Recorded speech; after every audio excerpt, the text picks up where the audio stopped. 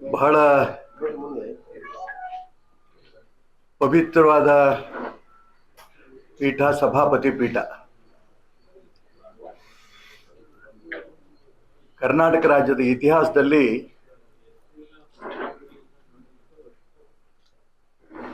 ಸಭಾಪತಿ ಪೀಠಕ್ಕೆ ಈ ರೀತಿ ಅಗೌರವ ಆಗಿರೋದು ತುಂಬಾ ದುಃಖದ ಸಂಗತಿ.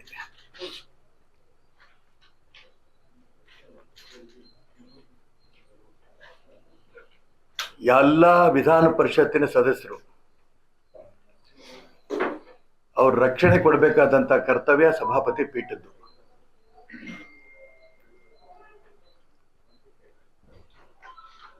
ಆದರೆ ಸಭಾಪತಿ ಅನುಮತಿ ಪಡೆಯದೇನೆ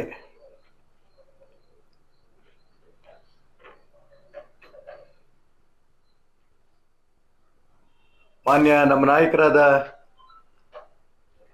ವಿಧಾನ ಪರಿಷತ್ ಸದಸ್ಯರಾದ CT ರವಿ ಅವರಿಗೆ FIR ಹಾಕಿ ಬಂಧನ ಮಾಡಿ 5 ಜಿಲ್ಲೆಗಳಲ್ಲಿ ರಾತ್ರೆಲ್ಲ ಸುತ್ತಿಸಿ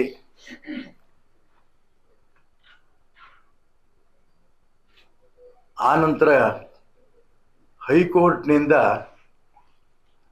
ಕಾಂಗ್ರೆಸ್ ಸರ್ಕಾರಕ್ಕೆ ಕಪಾಳ ಮೋಕ್ಷ ಆದ ನಂತರ ಬೀದಿನಲ್ಲೇ ಬಿಟ್ಟು ಹೋಗಿದ್ದಾರೆ.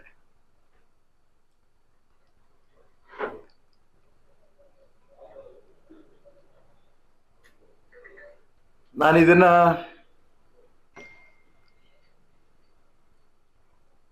ರಾಜಕೀಯಕ್ಕೆ ಬಳಸಕ್ಕೆ ಇಷ್ಟಪಡಲ್ಲ.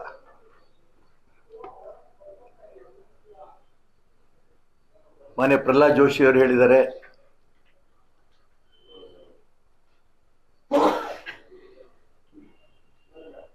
CT ರವಿ ಅವರನ್ನ ನಕಲಿ ಎನ್ಕೌಂಟರ್ ಮಾಡಂತ ಪ್ರಯತ್ನವೂ ನಡೆದಿತ್ತು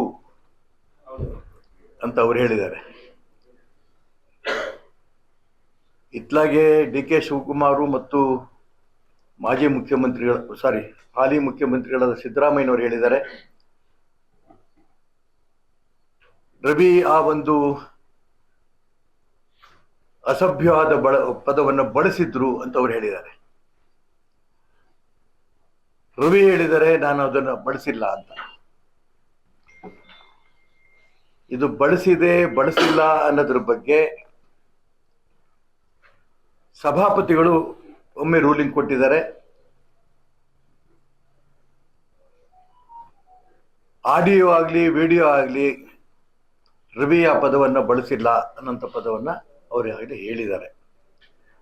ಮತ್ತು ಮುಂದಿನ ತನಿಖೆಗೂ ನಾನು ಕಳಿಸಿದ್ದೀನಿ ಅನ್ನಂತ ಮಾತು ಹೇಳಿದ್ದಾರೆ. ಅದು ಹೊರಗಡೆ ಬರಲಿ.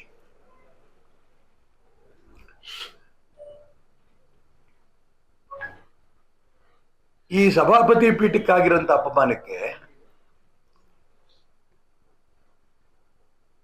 ಈಗಿನ ಸಭಾಪತಿಗಳಾದ ಹೊರಟ್ಟಿಯವರು ಏನ್ ಕ್ರಮ ತಗೋತಾರೆ? ಇದು ವೈಯಕ್ತಿಕವಾಗಿ ಹೊರಟ್ಟಿಯವರ ಪ್ರಶ್ನೆ ಅಲ್ಲ. ಪವಿತ್ರವಾದ ಸಭಾಪತಿ ಪೀಠದ ಗೌರವ.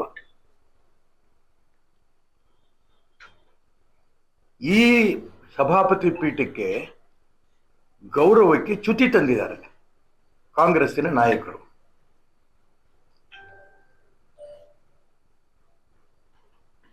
ಸುಮ್ಮನೆ ಇರ್ಬೇಕಾದರೆ ಇವತ್ತು ವಿಧಾನಸೌಧದಲ್ಲೇನೆ ಒಬ್ಬ ವಿಧಾನ ಪರಿಷತ್ತಿನ ಸದಸ್ಯನ ಮೇಲೆ ಹಲ್ಲೆ ಆಗಿದೆ ಅನ್ನೋಂಥ ಮಾತನ್ನ ರವಿ ಅವರು ತಿಳಿಸಿದ್ದಾರೆ. ಹಾಗಾದ್ರೆ ಹೊರಟ್ಟಿಯವರ ಜವಾಬ್ದಾರಿ ಇದರಲ್ಲೇನು? ಅಕಸ್ಮಾತ್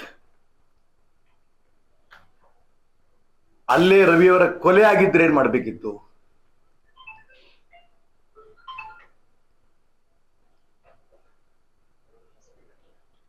ನಾವೆಲ್ಲ ಟಿವಿನಲ್ಲಿ ನೋಡಿದೀವಿ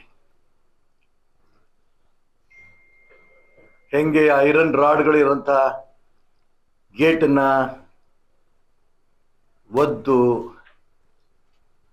ರವಿ ಮೇಲೆ ಹಲ್ಲೆ ಮಾಡೋಂಥ ಪ್ರಯತ್ನ ನಡೆದಿದ್ದೆಲ್ಲ ಟಿವಿನಲ್ಲಿ ಇಡೀ ರಾಜ್ಯ ಜನ ನೋಡಿದ್ದಾರೆ. ನಿನ್ನೆ ಸಿ ಟಿ ರವಿ ಅವರು ಆ 10 ಜನದ ಮೇಲೆ ಕಂಪ್ಲೇಂಟ್ ಕೊಡೋ ತನಕನೂ ಕೂಡ ಅವ್ರನ್ನ ಅರೆಸ್ಟ್ ಮಾಡಿರ್ಲಿಲ್ಲ, ಅವ್ರ ಮೇಲೆ FIR ಹಾಕಿರ್ಲಿಲ್ಲ. ಇವತ್ತು ಬೆಳಿಗ್ಗೆ ಟಿವಿನಲ್ಲಿ ನಾನು ನೋಡಿದೆ, ನಾನು ರವಿ ಅವರು ಕಂಪ್ಲೇಂಟ್ ಕೊಟ್ಟ ತಕ್ಷಣ ಅವ್ರ 10 ಜನದ ಮೇಲೆ FIR ಹಾಕಿದ್ದಾರೆ ಅಂತ. ನಾನಿಲ್ಲಿ ಮತ್ತೆ ಹೇಳ್ತೀನಿ, ರವಿ ಅಥವಾ ನಮ್ಮ ಸಹೋದರಿ ಲಕ್ಷ್ಮೀ ಹೆಬ್ಬಾಳ್ಕರ್ ಅವ್ರ ಪ್ರಶ್ನೆ ಇದಲ್ಲ. ಸಭಾಪತಿ ಪೀಠ ಒಬ್ಬ ವಿಧಾನ ಪರಿಷತ್ ಸದಸ್ಯನ ಗೌರವ, ರಕ್ಷಣೆ ಮಾಡಬೇಕಾದಂತ ಕರ್ತವ್ಯ ಸಭಾಪತಿ ಪೀಠದ್ದು. ಹಾಗಾದ್ರೆ ಸಭಾಪತಿ ಪೀಠ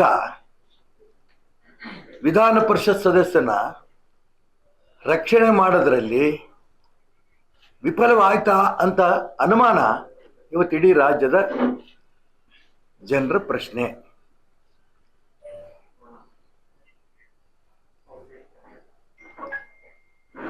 ಹಾಗಾಗಿ ಇದಕ್ಕೆ ಸ್ಪಷ್ಟ ಉತ್ತರವನ್ನ ನಾನು ಸರ್ಕಾರದಿಂದನೂ ನಿರೀಕ್ಷೆ ಮಾಡ್ತೇನೆ.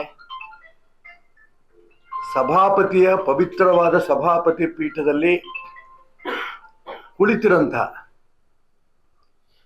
ಮಾನ್ಯ ಹೊರಟ್ಟಿಯವರಿಗೂ ನಾನು ಪ್ರಾರ್ಥನೆ ಮಾಡ್ತೇನೆ.